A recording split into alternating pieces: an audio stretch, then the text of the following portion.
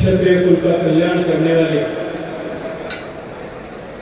मां भगवती दुर्गे को नमस्कार है। क्षात्र धर्म के प्रतीक पूज्य केसरिया ध्वज को सम नमस्कार है। मेरे जीवन के संबल और प्रेरक और मेरे जैसे लाखों लोगों के जीवन का निर्माण करने वाले श्री कंसिंह जी को बारंबार प्रणाम है। कंसिंह जी के जन्म शताब्दी वर्ष के समापन के कार्यक्रम में हम सब के बीच में अपना आशीर्वाद देने के लिए पधारे हुए श्री क्षत्रिय संघ के माननीय संरक्षक श्रद्धेय भगवान सिंह जी के श्री चरणों में प्रणाम करता हूं। मंच पर उपस्थित श्री क्षत्रिय संघ के माननीय संघ प्रमुख श्री लक्ष्मण सिंह जी, राज्यसभा के सांसद श्री शक्ति सिंह जी और आज इस महनीय कार्यक्रम में देश भर से आए हुए सभी सम्मानीय अतिथिगण, स्वयंसेवक बंधुओं बहनों, आप सबको भी मैं प्रणाम करता हूँ, आप सबका अभिनंदन करता हूँ, आप सबका अभिवादन करता हूँ। मित्रों, एक ऐसे महामना की जन्म शताब्दी वर्ष के कार्यक्रमों के समापन के अवसर पर सम्मिलित हुए, क्योंकि जीवन के बारे में अनेक प्रेरक बातें पहले उनके जीवन पर आधारित वृत्त चित्र के माध्यम से और उसके बाद में अनेक वक्ताओं ने अपने वक्तव्य में जो चर्चा की है उसके माध्यम से हम सबके संज्ञान में आया हो। एक ऐसा व्यक्ति जिसने अभाव के से ग्रसित एक परिवार में जन्म लिया और जन्म के साथ ही परिस्थिति जो दुर्भाग्य जिसका सहोदर था, जिसके साथ में दुर्भाग्य पैदा हुआ था कि 4 साल की छोटी सी आयु में उस 1924 के साल में पैदा हुआ व्यक्ति जब 2028 में अपने पिता को खो दे और उसके बाद में बनने वाले आने वाली चुनौतियों को दुर्गादास की भांति उन सारी चुनौतियों को अपने लिए एक सौभाग्य मान करके तो आगे बढ़े, ऐसे जीवन, एक ऐसे आदर्श जीवन के प्रेरणा श्रद्धेय कंसिंह जी को हम सब लोग स्मरण करने के लिए उनके जीवन से प्रेरणा लेने के लिए आज यहाँ एकत्रित आए। मित्रों, कल्पना कीजिए एक ऐसा बालक जिसके पिता का साया सर से उठ गया और ऐसी कठिन परिस्थिति में अपनी मां से दूर रह करके अकेले बाड़मेर जैसे शहर नगर में आकर के रहना और अपनी प्राथमिक शिक्षा को वहां पूरा करना और अपना आधा कच्चा पक्का भोजन बना करके उन सारी चुनौतियों को पार करते हुए बाद में चौपास से स्कूल और वहां से निकल करके कॉलेज की शिक्षा के लिए पिलानी तक पहुंचे। श्रद्धेय मारी सिंह जी जब अभी चर्चा कर रहे थे अपने व्याख्यान में, उन्होंने किन कष्टों के साथ में उन्होंने अपने अध्ययन को वहां पूरा किया, लेकिन केवल अपनी चिंता नहीं, अपने समाज के अन्य लोगों की चिंता, जो पंक्ति में मेरे से पीछे खड़ा है उसकी चिंता करना और उसकी चिंता के लिए परिश्रम की पराकाष्ठा, पुरुषार्थ की पराकाष्ठा करना। मैंने पढ़ा है बातों का अनेक बार सुना भी कि वो परिश्रम करते हुए उनका शारीरिक स्वास्थ्य जो है वो गंभीर संकट में पहुंच गया, लेकिन उसके बाद में भी जो मेरा है उसके लिए करना मेरा दायित्व है, मेरा कर्तव्य है, मेरी जिम्मेदारी है। इस बोध के साथ में जो व्यक्ति आगे बढ़ा, आज उसका परिणाम है कि 100 साल बाद में भी हम सब लोग आज एकत्रित होकर के उनको श्रद्धांजलि अर्पित करते हैं। मित्रों, अपने जीवन में जब क्षत्रिय संघ की स्थापना की और स्थापना के बाद में नागपुर के अपने प्रवास के समय जो लॉ की पढ़ाई के निमित्त वहां हुआ, उस समय राष्ट्रीय स्वयंसेवक संघ के संपर्क में आकर इस संस्कार में शिक्षा प्रणाली के माध्यम से किस तरह से समाज को परिवर्तित किया जा सकता है, इस भाव को लेकर के कि व्यक्ति के निर्माण से, व्यक्ति के निर्माण से परिवार का निर्माण, परिवार के निर्माण से समाज का निर्माण, समाज के निर्माण से राष्ट्र का निर्माण और राष्ट्र के निर्माण से विश्व का कल्याण, जगत का कल्याण, जगत के कल्याण के उद्देश्य के लिए व्यक्ति का निर्माण करने की इस प्रक्रिया का जो सूत्रपात उन्होंने किया, आज सतोगुणी शक्तियों को एकत्रित कर, संगठित कर, सतोगुणी शक्ति की ताकत को बढ़ाने के लिए जो उन्होंने काम किया, आज मैं विश्वास के साथ में कह सकता हूं कि देश भर में ऐसे लाखों लोग होंगे जिनके उनके जीवन में कहीं न कहीं सतोगुण के इस बीज को जो है वो स्थापित करके उस सतोगुणी भाव को विकास करके समाज में ऐसे सतोगुणी शक्ति का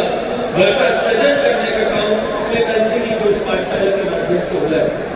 तो जिस तरह की विपरीत परिस्थितियां आज है, जिन विपरीत परिस्थितियों की चर्चा आदरणीय अनुराग जी ने की, जिन विपरीत परिस्थितियों की चर्चा आदरणीय महावीर सिंह जी ने की, आदरणीय राजेंद्र सिंह साहब ने की, आज जिस तरह की परिस्थितियां समाज में और जिस तरह से समाज में मूल्यों का क्षरण हो रहा है, ऐसी परिस्थिति में क्योंकि उन मूल्यों के स्थापन की आपकी जिम्मेदारी ईश्वरीय भाव से, ईश्वरीय कृपा से डीएनए के वर्ग का अगर अध्ययन किया जाए तो क्षत्रिय समाज की है। इसलिए हम सब की जिम्मेदारी इन विषम परिस्थितियों में और भी अधिक बढ़ जाए। अभी भगवान श्री राम का नारा आदरणीय अनुराग जी ने लगाया, अभी हाल ही में भगवान श्री राम का मंदिर बनाया और हम सब लोगों ने मर्यादा पुरुषोत्तम भगवान श्री राम का स्मरण किया। भगवान श्री राम निश्चित रूप से मर्यादा पुरुषोत्तम है, वो आदर्श है, लेकिन सबके लिए आदर्श है, लेकिन हमारे लिए गर्व है कि वो हमारे पूर्वज भी और वो हमारे पूर्वज है। इसलिए उनके आदर्शों के अनुरूप आचरण करने की, व्यवहार करने की और समाज उनके आदर्श के अनुरूप आचरण और व्यवहार करे, ये जिम्मेदारी अगर पहली किसी की है तो क्षत्रिय समाज के लोगों की है। और हमको उसके अनुरूप आचरण करते हुए हमें अपने जीवन को जीने की आवश्यकता है। मैं क्षत्रिय समाज के डीएनए में शायद तो कुछ खास बात हो, कुछ न कुछ विशिष्टता अवश्य होगी। आप इतिहास उठा करके देखिए, जितने भी ईश्वरीय तत्व को प्राप्त कर सकने वाले लोग, जितने भी देवता वो पैदा हुए भगवान राम से लेकर के, महात्मा बुद्ध से लेकर के, और जिस किसी का भी आप स्मरण कर सकते हैं वो सब क्षत्रिय कुल में उत्पन्न होता है। तो निश्चित रूप से हमें ईश्वर ने कुछ न कुछ ऐसी विशेषता अवश्य दी है, जिस विशेषता का यदि हम ठीक से संयोजन और संधारण करें तो हम भी देवत्व को प्राप्त हो सकते हैं। क्योंकि हमारे पुराणों में लिखा है कि मोक्ष प्राप्त करने का अधिकार जो है वो केवल और केवल प्राथमिक अधिकार अगर किसी का है तो वो क्षत्रिय का। और ऐसे समय में जब आज हमारा देश परिवर्तित हो रहा है, देश बदल रहा है, तब जब कभी भी इस देश में, क्योंकि जब कभी भी परिवर्तन हुआ, सकारात्मक परिवर्तन जब कभी भी हुआ होगा, तब क्षत्रिय शक्ति ने उस परिवर्तन के सृजन में, उस परिवर्तन को साकार करने में अपना एक अमिट योगदान किया। आज भी देश परिवर्तन के कगार पर है और निश्चित रूप से हमें इस बात के लिए विचार करने की आवश्यकता है, मनन करने की आवश्यकता है, चिंतन करने की आवश्यकता है कि इस बदलते हुए परिदृश्य में जब देश बदलने की दिशा में आगे बढ़ रहा है, तब हमारा क्या योगदान होगा, हमारी क्या भूमिका होगी। क्योंकि अब तक जब कभी भी हमने जहां कहीं भी पढ़ा, क्षत्रियों के इतिहास के बारे में पढ़कर हम अपने आप को गौरवान्वित महसूस करते हैं, लेकिन उन्होंने जो कालसापेक्ष कर्म किए थे उसके चलते हुए उनको आज भी हम और सभी समाज के लोग जो है बराबर गर्व और श्रद्धा के साथ स्मरण करते हैं। और महाराणा प्रताप का जब नाम लिया जाता है तो देश में चाहे वो किसी भी जाति समाज का व्यक्ति होगा, निश्चित रूप से उसके श्रद्धा के भाव उसके मन में उपस्थित हो। वीर और दुर्गादास जो एक सामान्य से लेकर के असामान्य, साधारण से असाधारण के तक के मार्ग पर चला, उसके जीवन में जितनी चुनौतियां और कठिनाइयां थी, जितने संकट थे, शायद उसका लेश मात्र भी संकट और चुनौती हम सबके जीवन में नहीं होगा, लेकिन उनका स्मरण करके आज सर्व समाज के लोग अपने आप को गौरवान्वित महसूस करते होंगे। ऐसे समय में जब एक बार फिर इस देश का इतिहास लिखा जाए, क्योंकि भारत का परिवर्तन विश्व के लिए एक बहुत बड़ी घटना हो, क्योंकि भारत ने जब कभी भी कुछ भी हासिल किया है, हमारे ऋषि मनीषियों ने तो उनको शिक्षा दी, हम जो कुछ भी हासिल करें वो विश्व के कल्याण के लिए, विश्व के बंधुत्व के लिए, विश्व के समग्र रूप से विकास के लिए करें। तो ये भारत का परिवर्तन, भारत में परिवर्तन, भारत का विकास निश्चित रूप से पूरे विश्व के कल्याण का प्रेरणा होगा। ऐसे समय में इस महत्वपूर्ण घटना का जब इतिहास लिखा जाए मित्रों, तब उस इतिहास में हम क्षत्रिय समाज के संततियों का भी एक बार फिर उल्लेख हो, ताकि आने वाली पीढ़ियां ये न कह सके कि ये जो बीच की पीढ़ी का बीच का कालखंड था, इस कालखंड ने केवल उस पुराने पूर्वजों के जो यश था, जो पुण्य था, उस संचित पुण्य को केवल उपभोग करने का काम किया, उसमें कहीं भी किसी तरह से अपनी तरफ से योगदान नहीं किया। ये तो है कलंक हमारी पीढ़ी पर न लगे, इस अपेक्षा के साथ में हम सबको काम करने की आवश्यकता है। सदैव भगवान सदैव सिंह जी ने ये जो बीज आरोपित किया, इस मार्ग पर चल करके राजस्थान से लेकर के गुजरात से लेकर के मध्य प्रदेश के बहुत बड़े हिस्से तक अनेक परिवारों के जीवन में परिवर्तन आया, लेकिन इस बीज को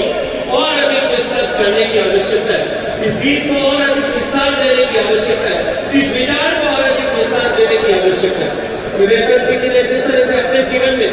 जो कुछ भी किया, एक विद्यार्थी के नाते काम पढ़ते हुए, एक बालक के नाते पढ़ते हुए जब अपने आप को प्रथम स्थान पर रखा, व्यवसायी के रूप में काम किया, व्यवसायी के रूप में भी अपने आप को एक सफल व्यवसायी के रूप में स्थापित किया, एक चिंतक के रूप में, एक लेखक के रूप में, एक संगठक के रूप में जिस किसी भी भूमिका का निर्वहन किया, उस भूमिका में चाहे वो राजनीतिक क्षेत्र हो या सामाजिक क्षेत्र हो या आर्थिक क्षेत्र हो, उस भूमिका में पहले शीर्ष पायदान पर अपने आप को ला करके खड़ा किया। ये हम सब लोगों के लिए एक आदर्श है और इस विचार को विवेकानंद सिंह ने केवल एक व्यक्ति ने एक विचार किया और वो विचार रूप में हम सब के बीच में हमेशा हमेशा के लिए हमें उस विचार को प्रस्तुत करने की जिम्मेदारी भी हम सब की है। और मैं मानता हूँ कि ये विचार जो है ये 4 दिशाओं में और अधिक फैले। इस दृष्टिकोण से आज ये जो कार्यक्रम देश की राजधानी में हुआ है, ये निश्चित रूप से एक बहुत बड़ा प्रयास और कदम होगा। मैं आप सबका पुनः स्वागत और अभिनंदन करते हुए अपनी वाणी को पूज्य धन सिंह जी के स्मृति में, पावन स्मृति में श्रद्धांजलि अर्पित करते हुए समाप्त करता हूँ। जय हिंद। आभार महोदय। चढ़ना ध्रुवों तो पूजा में तो कहना क्या, चढ़ना